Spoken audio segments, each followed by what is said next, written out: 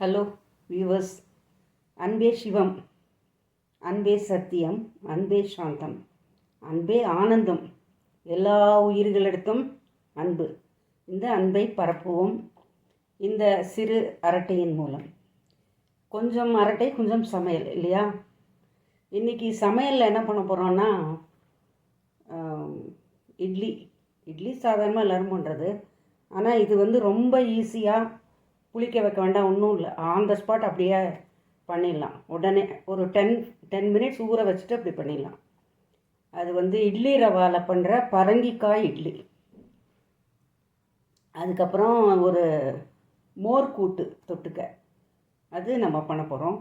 அதுக்கு முன்னால் கொஞ்சம் அரட்டையில் என்ன பார்க்குறோம் அப்படின்னா, தண்ணி தொட்டி தேடி வந்த கண்ணு குட்டி நான் அப்படின்னு பாடுறார் இல்லையா சிவகுமார் சார். அது சினிமாவில் நடிப்பு மட்டும்தான். இப்போது சமீபத்தில் சென்னை ஏர்போர்ட்டில் அவரை பார்த்தேன். நான் தூரமாக கூச்சப்பட்டு நின்றுட்டு இருந்தேன். அவங்க ஒய்ஃபோட கிளாஸ்மேட் நான் காலேஜில்.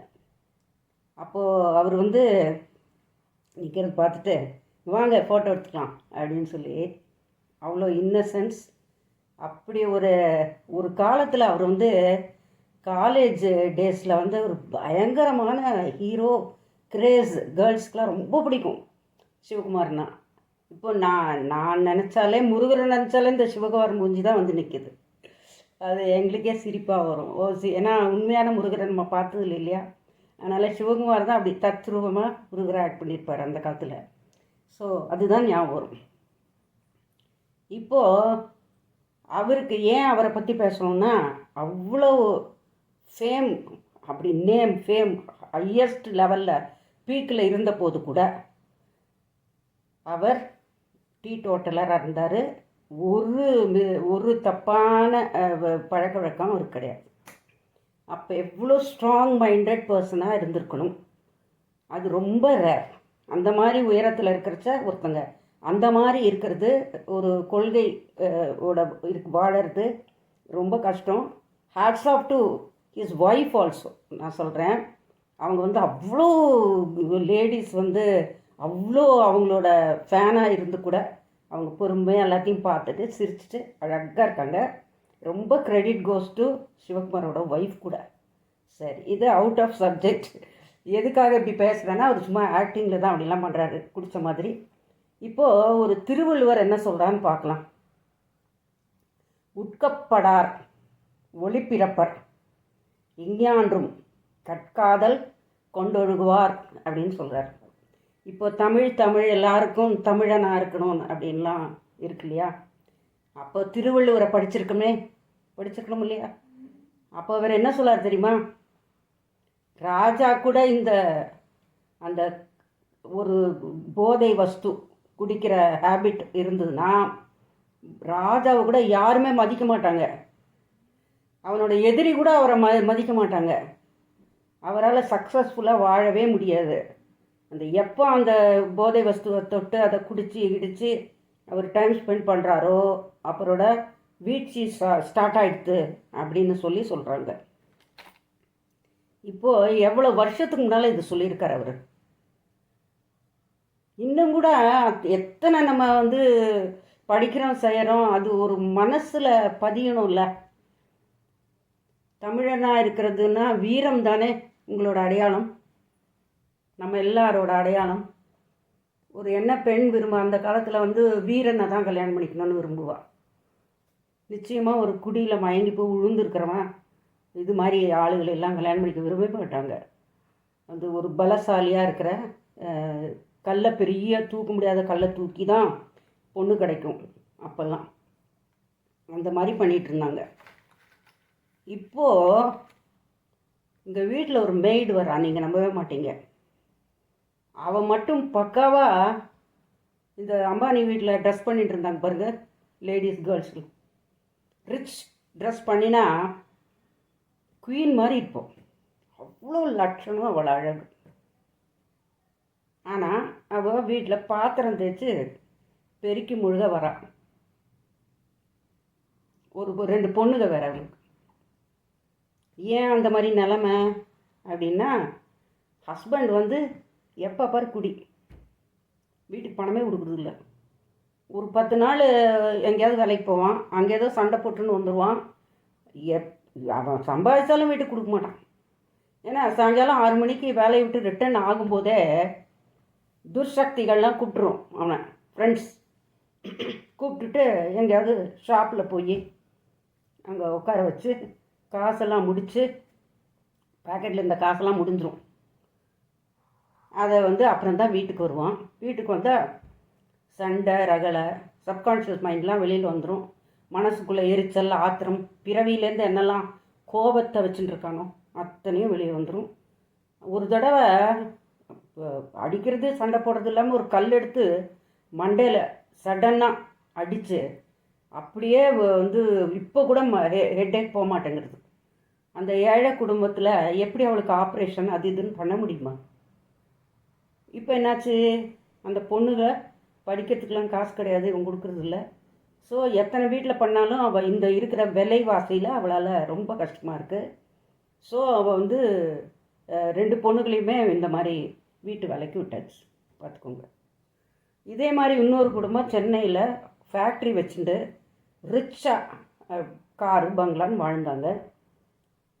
அந்த கணவர் வந்து அப்போல்லாம் வந்து ஓப்பன் கிடையாது, பாண்டிச்சேரியில் போய் குடிக்கணும். ஃப்ரெண்ட்ஸோட காரில் ஃபேக்ட்ரி முடித்து அங்கே போய் ஜாலி பண்ணி குடிச்சு பண்ணிக்கினே ஒரு தடவை அவங்க சிஸ்டரோடு நான் போகிறேன், அவரோட சிஸ்டரோடு நான் போகிறேன்.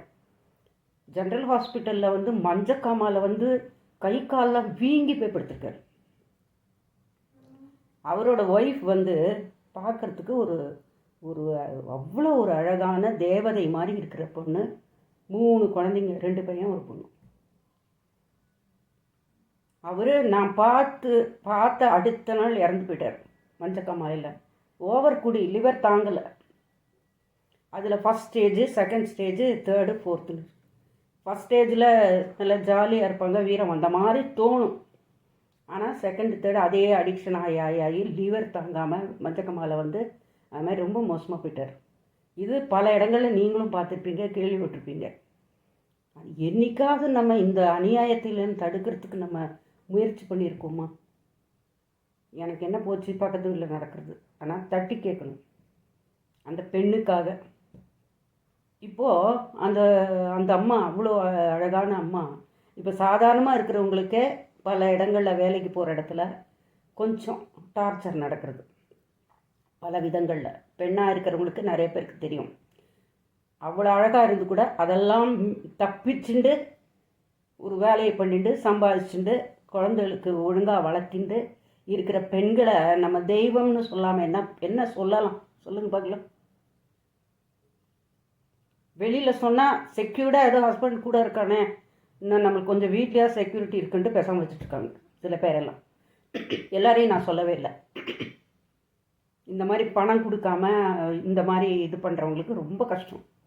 இப்போ அந்த லேடி கல்யாண மண்டபத்துக்கெலாம் போய் பார்த்துருந்து நிலமை வந்து ஒரு ராயலாக இருந்தவோ வேறு என்ன பண்ணுறது, சொந்தக்காரங்களே எவ்வளோ நாள் தாங்க முடியும்? அவளே அம்மா இல்லாதவோ, அப்பா ரொம்ப 85-90 வயசு, முடியல. அதனால் போய் இப்போ கல்யாண மண்டபத்திலாம் பாத்திரம் தேய்ச்சி சர்வ் பண்ணி அந்த மாதிரிலாம் காசு சம்பாதிச்சு கான்வெண்ட்டில் இருந்த குழந்தைங்களாம் வந்தாங்க, கவர்மெண்ட் ஸ்கூலுக்கு வந்தாங்க, படித்தாங்க. இப்போ ஏதோ 3 பேரும் ஆளாக இருக்காங்க. அப்போ வருட கொடுமை எப்படின்னா அவங்க சின்ன வயசுலேயே ஹஸ்பண்ட் இப்படி ஆகிட்டார். ஸோ இத்தனை வருஷ கொடுமைகளை அந்த அம்மா தியாகம் பண்ணின அப்புறம்தான், கொடுமைகளை அனுபவித்து தியாகம் பண்ணின அப்புறம் இந்த குழந்தைகள்லாம் நல்லா இருக்காங்க. அவளுக்கு உடல் நலம் கெட்டு போய்விட்டது, இனிமேல் எதையுமே என்ஜாய் பண்ண முடியாது. ஸோ இதுக்கெல்லாம் யார் காரணம்? விதின்னு சொல்லலாமா, இல்லை ஹஸ்பண்ட் சொல்லலாம்? விதி கிடையாது, இதெல்லாம் மேன் மேடு ப்ராப்ளம்ஸ். பல இடங்களில் ஹோல் இந்தியாவில் நான் பார்க்குறேன். எனக்கு எதுக்காக நான் இந்த சமையல் இந்த யூடியூபுக்கு வந்தேன்னா பல நெஞ்ச குமுறல்கள் எனக்கு ரொம்ப இருக்குது, வருத்தப்படுறேன் நான் பல பெண்களுக்காக. ஸோ நான் முடிஞ்ச வரைக்கும் நாங்கள் சுற்றி வர எல்லாருக்கும் சின்ன சின்ன இது பண்ணுறது ஹெல்ப் பண்ணுறதெல்லாம் பண்ணிட்டு தான் இருக்கோம். ஆனால் அதனாலெல்லாம் ஒன்றும் சமுதாயத்தை ஒன்றும் பண்ண முடியாது. அவங்கள எத்தனை பேரை வாழ வைக்க முடியும், கஷ்டம். அவங்கவுங்க தெரிஞ்சுனா தான் உண்டு. எபவ் 50 விட்டுடுவோங்கோ. இப்போ நம்ம பண்ண வேண்டியது, பிடிக்க வேண்டியது 15 வயதுலேருந்து ஒரு 40 வயது வரைக்கும் இருக்கிற இளைஞர்கள், அவங்களோட எதிர்காலம். அதை தான் நம்ம எல்லாருமே பார்க்கணும். யாராவது இந்த மாதிரிலாம் கேள்விப்பட்டீங்கன்னா போய் தைரியமாக அவங்கக்கிட்ட இதெல்லாம் எடுத்து சொல்லுங்கள். அவங்க எடுத்துக்கிறாங்களோ இல்லையோ அதை விட்டுடுங்க, எடுத்து சொல்லுங்கள். கொஞ்சம் சமுதாயம் என்னமோ ஆழப்போடுது எனக்கு அப்படின்னு கூடாது. அவங்க அதை சாஃப்டாக இந்த மாதிரி எடுத்து சொல்லணும். இல்லை வீட்டில் முக்கியமாக வெளியிலேருந்து சொல்கிறதை விட வீட்டில் இருக்கிற அம்மா சொல்லலாம், இது சொல்லாமல். அப்புறம் இன்னொரு முக்கியமான விஷயம், வேலைக்கு போகாதவங்க, தனி இடங்களில் போய் உட்கார்றவங்க, சாப்பிடாமல் பட்டினி கிடக்கிறவங்க, இவங்கெல்லாம் அவங்களால டைம் டு டைம் எந்த வேலைக்கும் போக முடியாது. எங்கே போனாலும் பிரச்சனையே வந்துடுவாங்க. ஸோ அவள் மனோவியாதியில் இருக்காங்கன்னு அர்த்தம். இன்னும் கூட விழிப்புணர்வு வரல. எத்தனையோ அட்வர்டைஸ்மெண்ட் நிறைய வருது. ஆனால் அந்த சிவசங்கரி மேடம் ஒரு கதை எழுதினாங்க, ஒரு மனிதனின் கதை. எவ்வளோ வருஷத்துக்கு முன்னால் அப்படி தத்ரூபமாக ஒரு குடிகாரனை நான் பார்த்தேன். அப்படியே ஃபேமிலி மேன் என்ன ஆனால் எந்த லெவலுக்கு போயிட்டான், பிச்சை எடுக்கிற லெவலுக்கு போயிட்டான், நல்ல வேலையில் இருந்தவன். இதெல்லாம் நான் பார்த்துருக்கேன். அவங்களோட கதையை எல்லாரும் ஒரு தடவை திருப்பி படிக்கணும், அந்த ஒரு மனிதனின் கதை. இப்போது என்ன பிரச்சனை அப்படின்னா, இப்போ இந்த டிடிஎஃப் அந்த மாதிரி பர்சன்ஸ் எல்லாம் என்னென்னமோ இந்த பைத்தியக்காரத்தனமாக ஜோக் பண்ணி அதை பண்ணி இதை பண்ணி எப்படி என்னென்னமோ பைத்தியக்காரத்தனம் சொல்ல முடியாது, அவனுக்கு பிடிச்சது பண்ணியிருக்கான் டீனேஜ். ஆனால் ஃபேமஸ் ஆகிருக்கான் இல்லையா? அப்போ அவன் இந்த நேரத்தில் இவ்வளோ வியூவர்ஸு, இவ்வளோ பேர் சப்போர்ட் இருக்கிறத அவன் சமுதாயத்தை கொஞ்சம் மாற்றுறதுக்கான கொஞ்சம் வழி சொல்லலாம். அவன் நின்றுட்டு இந்த மாதிரி வேண்டாம், நம்மளோட ஃப்யூச்சரே போயிடும், நம்ம இந்த மாதிரி ட்ரிங்க்ஸ்க்கு எது போதை வஸ்துக்கு அடிமையானால் ஒரு வீட்டுக்கு போகிறோம், போதையோடு தான் போகிறோம், மயங்கி தான் இருப்போம், சுயநினைவில் இருக்க மாட்டோம். அப்போது நீங்கள் போதையினால் என்ன சாதிக்கிறீங்க? எதுவுமே கிடையாது. ஒரு மனைவியோட ஒரு வீட்டுக்கு வேலையிலேருந்து போயிட்டு வந்தேன். மனைவி விரும்புகிறது அன்பு, அனுசரணை இல்லையா, பாசம். இந்த ஒரு ஹக் பண்ணி அன்பான வார்த்தைகளை பேசினா அதுக்கப்புறம் நடக்கிற மேஜிக்கை நீங்கள் பாருங்கள். ப்ராக்டிக்கலாக வீட்டில் எவ்வளோ சந்தோஷம் தாண்டவமாடும். குழந்தைங்க கூட என்ஜாய் பண்ணலாம், அம்மாக்களோட என்ஜாய் பண்ணலாம், ரிலேஷன்ஸோட என்ஜாய் பண்ணலாம், ஒரு நேச்சரோட என்ஜாய் பண்ணலாம். ஒரு ட்ரெக்கிங் போங்க.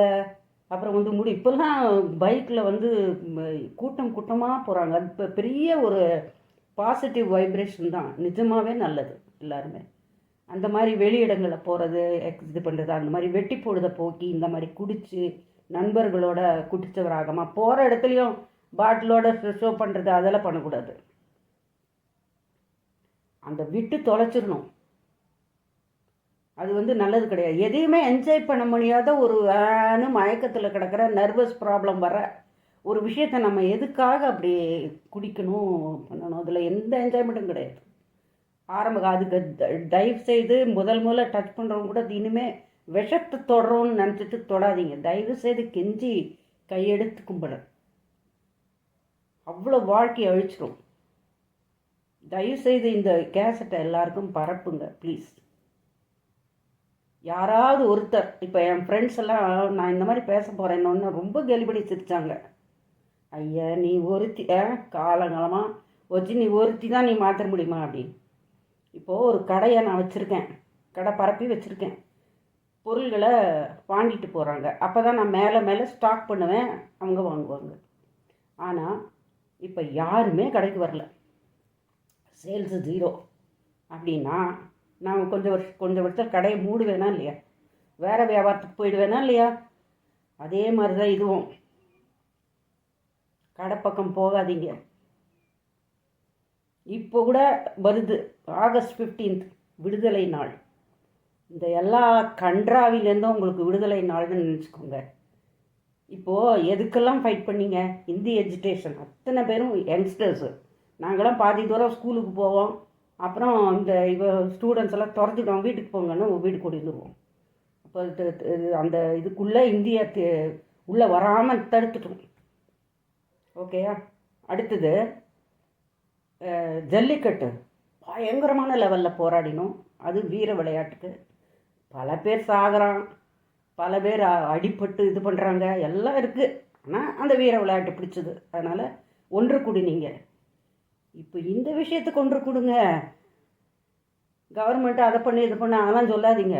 நீங்கள் போகாதீங்க, ஒன்று கூடி ஒன்று அங்கே தான் ஒரு பீச்சில் தான் பண்ணணும் அப்படிலாம் கிடையாது. ரோட்டில் இறங்கி மனித சங்கிலி சொல்லி வச்சுக்கோங்க எல்லா யங்ஸ்டர்ஸ்கிட்டையும். 15 வயசுலேருந்து 40 வயசு வரைக்கும் இருக்கிறவங்க ஆகஸ்ட் 15 அன்னைக்கு ஒரு மனித சங்கிலி வச்சு, இனிமேல் நாங்கள் எந்த போதைப் பொருள்களுக்கும் அடிமை ஆக மாட்டோம். கந்த சஷ்டி கவசத்துக்கு கூட ரோட்டில் நின்னீங்கல்ல, அந்த மாதிரி நில்லுங்க. நின்று ப்ராமிஸ் பண்ணுங்க. ஒன்றா மதர் இந்தியா கிட்ட ப்ராமிஸ் பண்ணுங்க, இல்லையா உங்கள் மதர்கிட்ட ப்ராமிஸ் பண்ணுங்க. அம்மா இனிமேல் நான் கிளியர் ஆகிட்டேன். இப்போது ஒருத்தங்க ஒவ்வொரு கூலீஸ்க்கும் ஒரு நாளைக்கு 1000 ரூபா மினிமம் கிடைக்கிறது. சரி 500னே வச்சுக்கோங்களேன். 500 கிடைக்கும், 30-25 நாள் வேலை கிடைக்கும். 1000-1500 கிடைக்கும், ஒரு 15-20 நாள் வேலை கிடைக்கும்.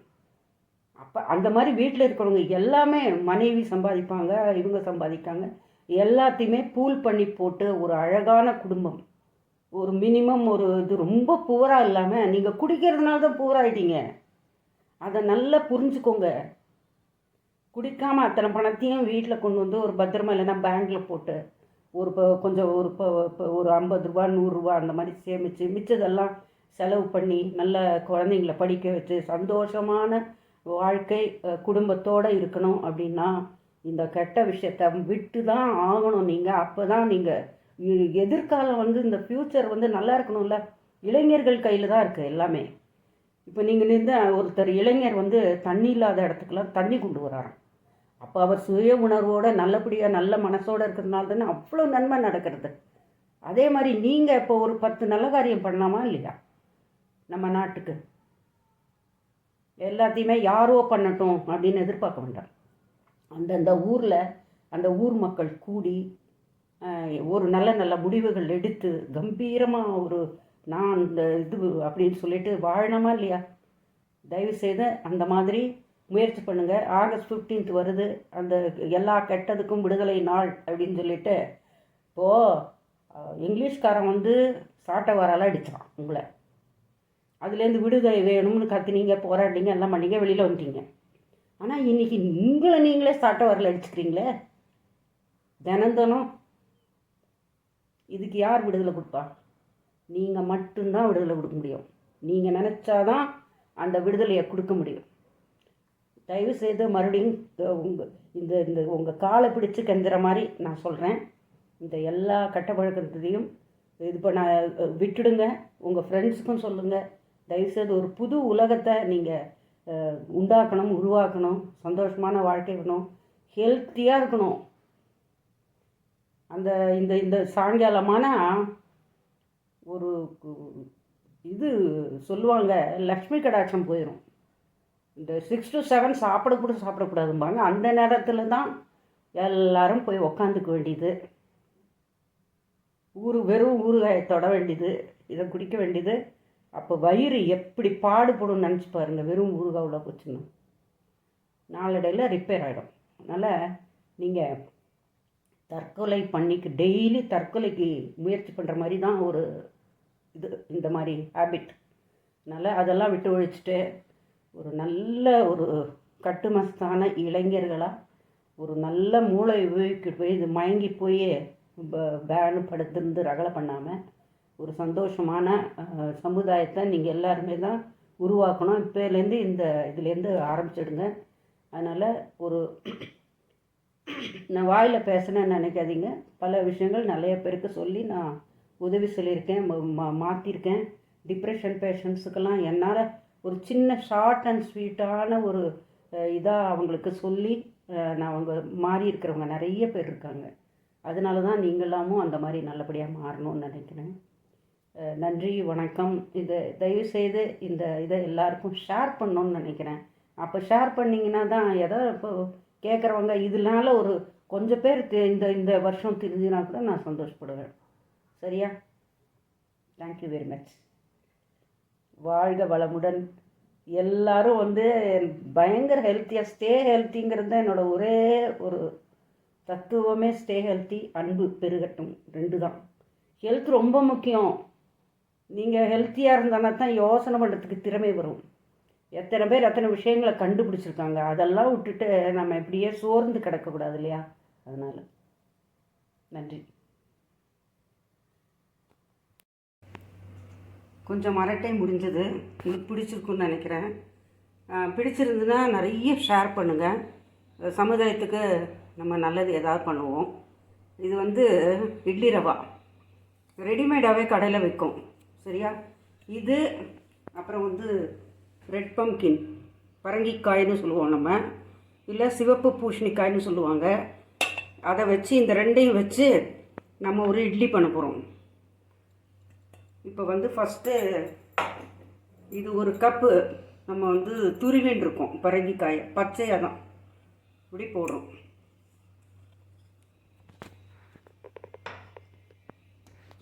இப்போது இது ஒரு கப் போட்டோம் இல்லையா?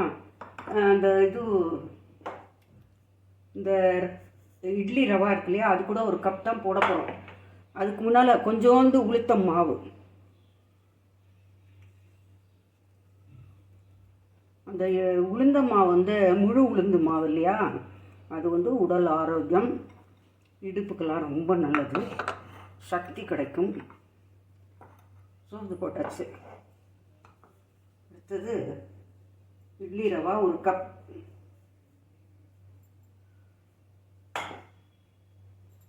இட்லி ரவா ஒரு கப்பு. உடனே இன்ஸ்டண்ட்டாக இப்போ நீங்கள் நான் வந்து உளுந்து போட்டிருக்கேன்ல, அது இல்லாமல் கூட இந்த இட்லி பண்ணலாம், சரியா? உளுந்து கூட தேவையில்லை. நான் சரி இருந்ததேன்னு போட்டிருக்கேன், அவ்வளோதான். இப்போ வந்து கொத்தமல்லி, கறி லீவ்ஸ், கருவேப்பிலை, முந்திரி வந்து ஆப்ஷனல் தான், தேவைன்னா போட்டுக்கோங்க. குழந்தைங்களுக்கெலாம் ஆரோக்கியமாக இருக்குன்னா போட்டுக்கலாம். அப்புறம் ஒரு மிளகு, ஜீரகம், சரிங்களா, கொஞ்சமாக போட்டுக்கணும். இது வந்து குழந்தைங்க பல்லில் படுவோம் வேண்டாம்னா அவாய்ட் பண்ணிக்கோங்க. வெறும் சீரகம் மட்டும் போடலாம், ஓகேயா? சரி, இப்போ சால்ட்.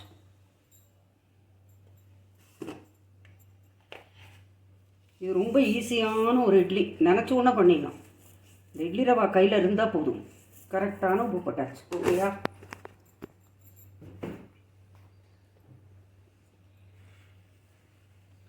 எதுவுமே வேண்டாம், ஜஸ்ட்டு இட்லி ரவா. இன்றைக்கி நான் வந்து இந்த பரங்கிக்காய் போட்டிருக்கேன், இல்லைன்னா வெள்ளரி பழம் இருக்கும் இல்லையா, அதை துருவி போடலாம். இப்போ தேங்காயும் போடணும் இதுக்கு டேஸ்ட்டுக்கு. கொஞ்சமாக தண்ணி விட்டுக்கணும், ஏன்னா இந்த இட்லி ரவா வந்து இழுக்காது தண்ணி, நல்லா ரொம்ப அளவாக அது கெட்டியாக தான் பறிஞ்சுக்கணும். இப்போ நம்ம கொஞ்சோண்டு தேங்காய் கூட போட்டுடலாம்.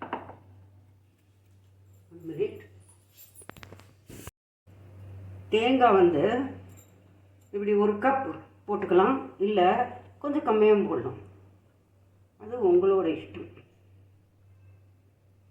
தேங்காய் போட போட இனிப்பு நல்லா இருக்கும், டேஸ்ட்டாக இருக்கும்.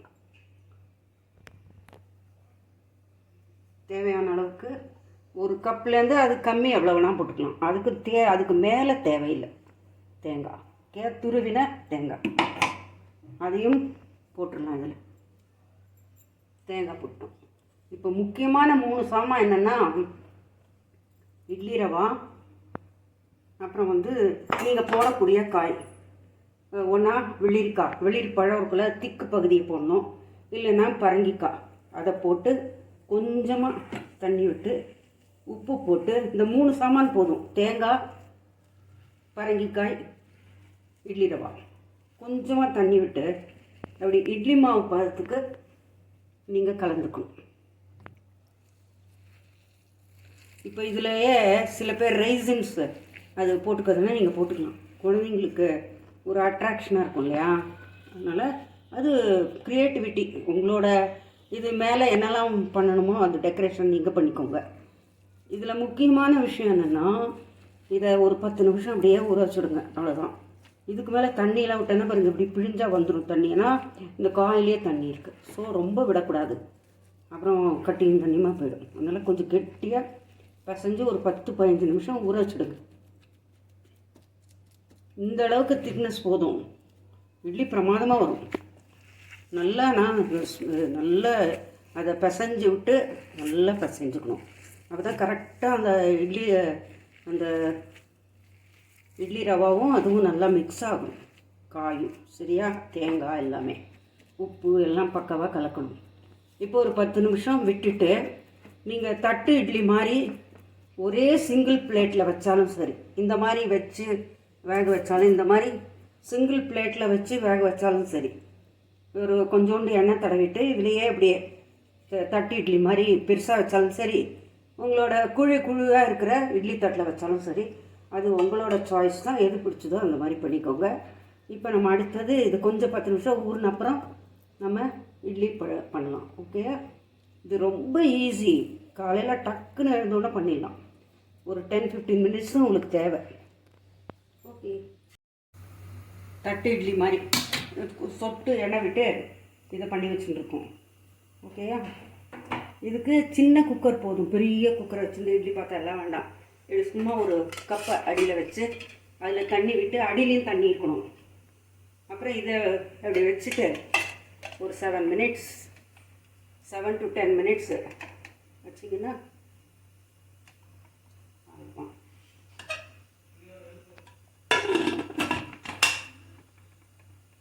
5 to 10 மினிட்ஸ் வச்சிங்கன்னா உங்களோட பரங்கிக்காய் இட்லி ரெடி ஆகிடும். அப்புறம் இன்னும் ஒன்று சொல்ல விரும்புகிறேன்.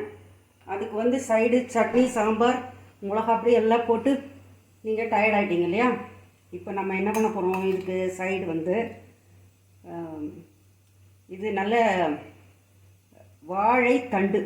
இந்த வாழைத்தண்டை பொடியாக நறுக்கி உப்பு போட்டு வேக வச்சுட்டு அதில் தேங்காய், பச்சை மிளகாய், சீரகம், அப்போ கொஞ்சம் வேணால் பொட்டுக்கல்ல வச்சு அரைச்சிட்டு அதை கொதிக்க வச்சுட்டு அதுக்கப்புறம் இந்த தயிரோடு கலந்துருக்கோம்.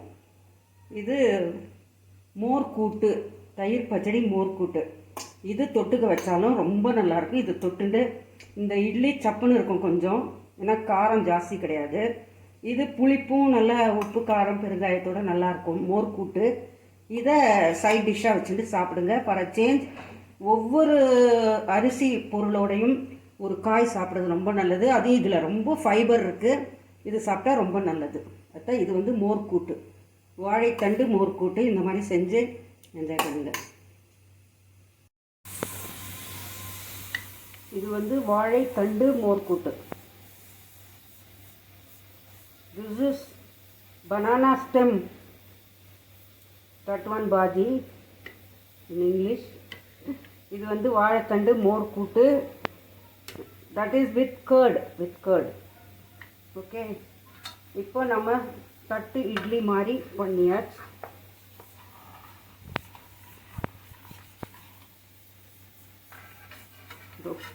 தட்டு இட்லி ரெடி. ஓகே,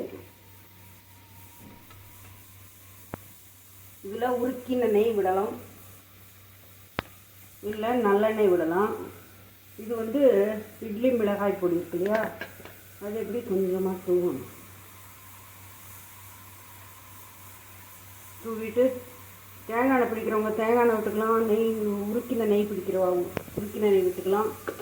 அப்புறம் நல்லெண்ணெய் விட்டுக்கிறவங்க, நல்லெண்ணெய் பிடிக்கிறவங்க இந்த மிளகா பிடிக்கி நல்லெண்ணெய் விட்டுக்கலாம்.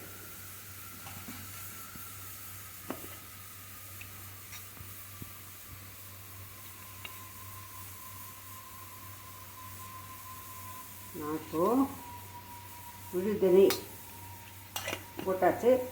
ரொம்ப டேஸ்ட்டாக இருக்கும்.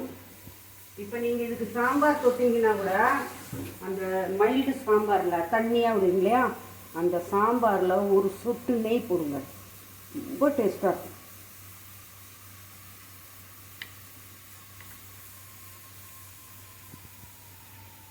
ஸோ இது என்னது, பம்கின் இட்லி, பம்கின் தட்டு idli. For a change, this is not chutney. இது என்னது, இது வாழைத்தண்டோட ஃபைபருக்காக வாழைத்தண்டு மோர் கூட்டு. மோருங்கிறது தயிர் விட்டுக்கலாம். மேலாக வேக வச்சுட்டு கடைசியில் இறக்கி வச்சு தயிர் விட்டால் போதும். தேங்காய், பச்சை மிளகாய், சீரகம் அரைச்சி விடணும். ரொம்ப டேஸ்ட்டாக இருக்கும். இது பண்ணி என்னோடய அரட்டையை என்ஜாய் பண்ணிங்கன்னா தயவுசெய்து ஷேர் பண்ணுங்கள். ஏன்னா நம்ம சமுதாயத்துக்கு ரொம்ப முக்கியமான ஒரு விஷயத்த பண்ணுறோம். அதுக்கப்புறம் இது சமையல் செகண்டரி தான். ஆனால் அந்த விஷயங்கள் எல்லாரையும் ரீச் ஆகணும் அப்படின்னு நான் விரும்புகிறேன். எல்லோரும் ஒரு பெஸ்ட்டு சமுதாயத்தை நம்ம லேடிஸு முயன்ற நடத்தலாம் இல்லையா, அந்த மாதிரி. ஏன்னா ஒருத்தரே பண்ணணும், யார் பண்ணுவாங்கன்னு காத்திருக்க வேண்டாம். நம்ம ஸ்டார்ட் பண்ணுவோம் ஒவ்வொன்றையும். சமுதாயம் சீர்வழிவிலேருந்து நம்ம குழந்தைங்கள காப்பாற்றிக்கணும். இன் ஃப்யூச்சர் சில்ட்ரன்லாம் நல்ல சில்ட்ரனாக வரணும். சத் புருஷர் இல்லைன்னா சத் புத்திரர்களாக வரணும்னா கண்டிப்பாக நீங்கள் ஷேர் பண்ணுங்கள் ப்ளீஸ். ஓகேயா? Thank you very much.